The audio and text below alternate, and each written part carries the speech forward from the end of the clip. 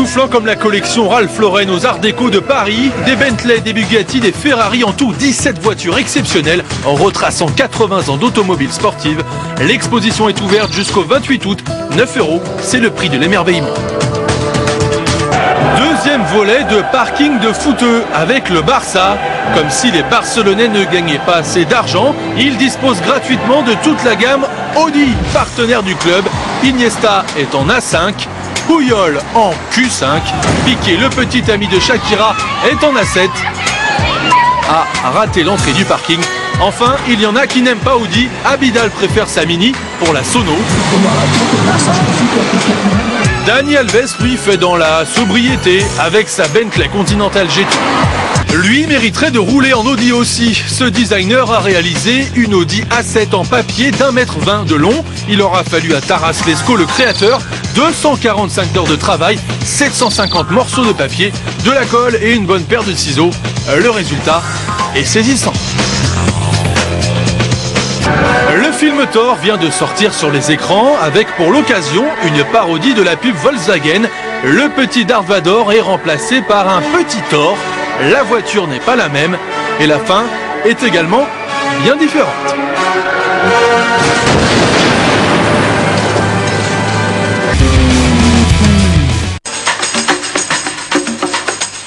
Non, ceci n'est pas une Mini. C'est une Lifan, une marque chinoise qui copie la Mini, assez mal d'ailleurs. Elle trône sans vergogne sur un stand du salon automobile de Shanghai. Juste à côté, on trouve cette imitation de Jeep Cherokee, une fausse BMW ou cette lourde inspiration de Mercedes. Impossible d'oublier ces images datant de 2008. Ce crash test de voitures chinoises s'était soldé par une conclusion catastrophique, des passagers écrasés. Pour le même choc, on sort indemne d'un modèle européen. Fiat a porté plainte devant un tribunal italien. L'importation de la copie est interdite en Europe. Mais pour la Chine, il n'y a rien à faire. Là-bas, Greatwell a même porté plainte contre Fiat. Au salon de Shanghai, on a aussi vu quelques modèles chinois originaux, créatifs et sûrement bon marché. Une concurrence dangereuse pour les marques traditionnelles, bien plus menaçante que les copies. Sturgis, dans le Dakota du Sud. Une ville au nom très évocateur. C'est le paradis du biker, point barre. Chaque année, le temps d'une semaine, cette petite ville de 6000 habitants est envahie par un demi-million de motards. C'est une semaine où tout est permis pour les bikers. Ils construisent des motos, les pilotent, sautent avec et vont même jusqu'à les démolir durant ce festival déjanté célébrant la vie sur 2 roues.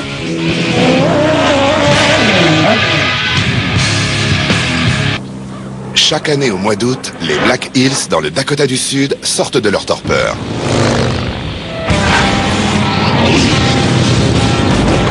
C'est comme un orage qui gronde. Près de 500 000 bikers s'y sont donné rendez-vous.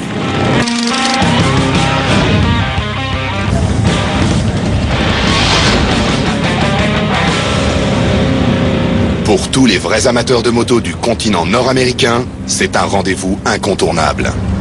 Sur Main Street, l'inventivité custom ne connaît aucune limite. Certaines motos attirent l'œil par leur aspect esthétique. D'autres défient la logique par le simple fait qu'elles tiennent sur leurs roues. C'est dur à croire, mais il a fallu 20 ans à Scrapie pour constituer son épave. C'est ce qu'on fait de mieux en customisation bas de gamme. Il s'agit du championnat du monde de moto custom organisé par AMD, une revue professionnelle consacrée aux motos. Il n'accepte que la crème de la crème. 64 des meilleurs constructeurs mondiaux sont rassemblés à Sturgis et s'affrontent lors d'un concours de custom. Et avec tout le respect que nous devons à l'équipe d'American Chopper, aucun Américain n'a jamais soulevé le trophée. Les motos sont superbes. Mais il ne s'agit pas d'un concours de beauté, c'est de la mécanique de très haut vol. Cette compétition laisse entrevoir l'avenir des motos custom. Le Sturgis Motorcycle Rally bat son plein. Durant la première semaine du mois d'août, les motards du monde entier y viennent prendre du bon temps et faire la fête.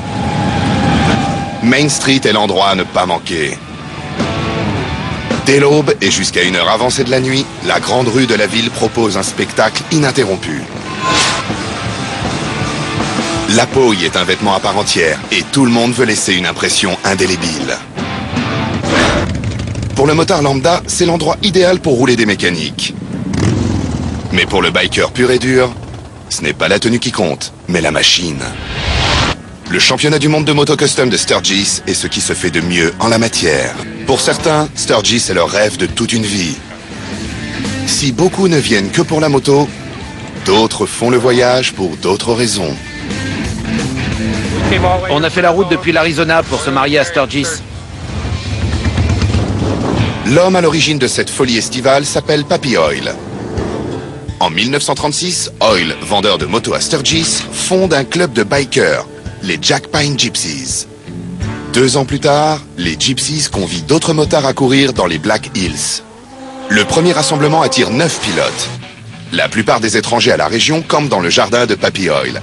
Chaque année, le rendez-vous ne cesse de grandir. Dans les années 80, Sturgis et ses parcs sont totalement submergés. La ville est en proie au vandalisme et aux incendies criminels. Les responsables municipaux finissent par interdire aux participants de s'installer en ville.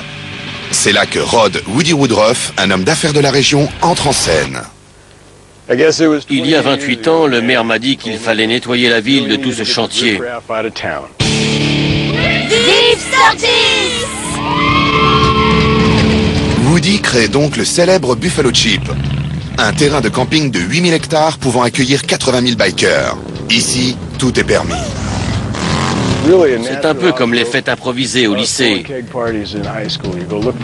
On cherche un endroit où on peut faire la fête, on invite des copains, on mange, on boit et on s'amuse. On a commencé avec un petit champ. Et aujourd'hui, ça s'est bien développé. Pour vraiment profiter de la semaine, les bikers quittent Main Street pour prendre la route de la campagne environnante. À 6 km de là, au bout d'une piste de terre, se trouve un endroit où vit toujours l'esprit rebelle du Sturgis des premières années. Son nom, le Buffalo Chip. On s'est dit qu'on aimerait bien organiser une fête. On a cherché un emplacement et on a trouvé ce champ qui n'était pas trop loin de la ville. On l'a donc loué pour faire notre fête. C'est comme ça que tout a commencé.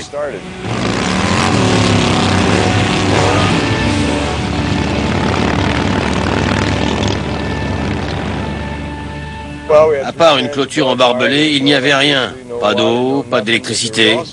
Mais il n'y avait aucune règle. Personne pour nous soumettre à la loi et nous empêcher de nous amuser. On s'est donc pointé, on a démonté la barrière, on a chassé les vaches et on s'est installé. Le Chip a parcouru beaucoup de chemins depuis ce jour où Woody a défoncé la barrière du champ il y a 28 ans. Il règne aujourd'hui sur un empire dont Walt Disney n'aurait pas à rougir. Si tant est que Walt faisait de la moto. 10 restaurants, 21 bars, une piscine et des concerts tous les soirs.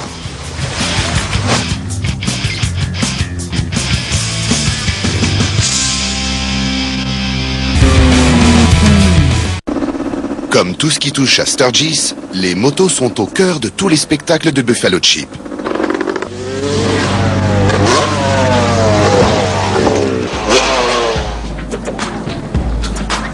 Les cascades à moto sont un spectacle de haut vol réalisé par des bikers pour des bikers. Et oui, c'est encore plus dangereux que ça en a l'air.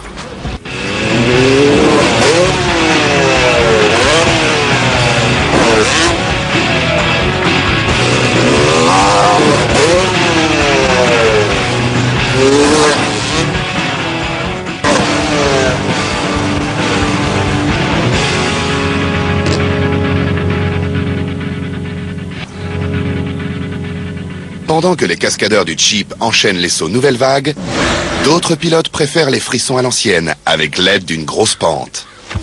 Lors des premières années de Sturgis, les pilotes gravissaient la colline locale pour de l'argent. Le hill climbing est aujourd'hui de retour au Chip, et les participants prennent ça très au sérieux.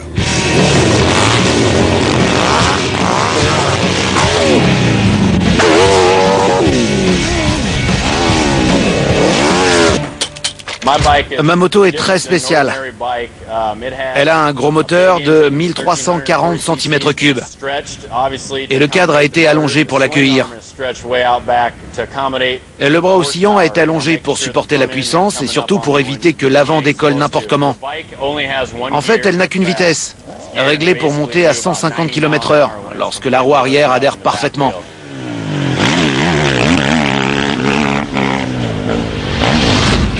Harold est venu à Sturgis pour y jouer sa saison. Sa moto et lui partagent le même but, gravir la pente le plus vite possible. Je revois dans ma tête la trajectoire que je dois prendre. Je m'installe au pied de la pente. Mon père vérifie tout. Et c'est le départ. Harold mord dans la pente à 70 degrés grâce aux 250 chevaux délivrés dans sa roue arrière. Mais tout à coup...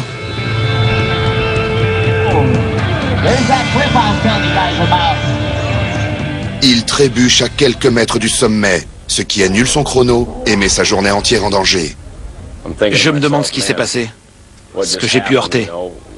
Quand ça arrive, je redescends et je me repasse mentalement le film de la montée pour voir ce qui peut être amélioré pour réussir un run propre. Harold ne peut qu'assister aux runs finaux de ses concurrents, chacun signant un meilleur temps que le précédent.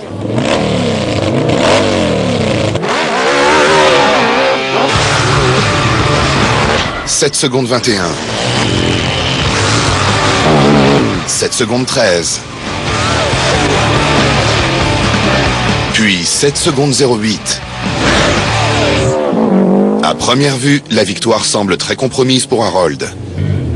Il s'apprête à s'élancer pour son dernier run, sans la moindre marge d'erreur.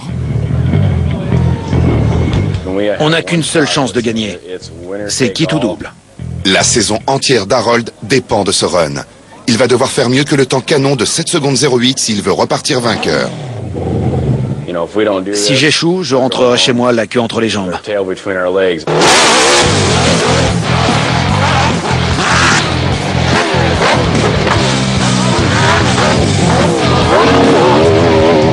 C'est un beau run, mais le chrono est-il assez rapide? Mesdames et messieurs, c'est un temps de 6 secondes 997. 6 secondes 997. Regardez son papa, il n'en revient pas. Harold, le seul à descendre sous la barre des 7 secondes, remporte la victoire. Je viens de voir un type avaler une pente à pic sur une Harley Davidson de 250 chevaux alimentée à la nitro. J'ai halluciné. C'était vraiment spectaculaire. Mais c'est ce qu'on aime ici.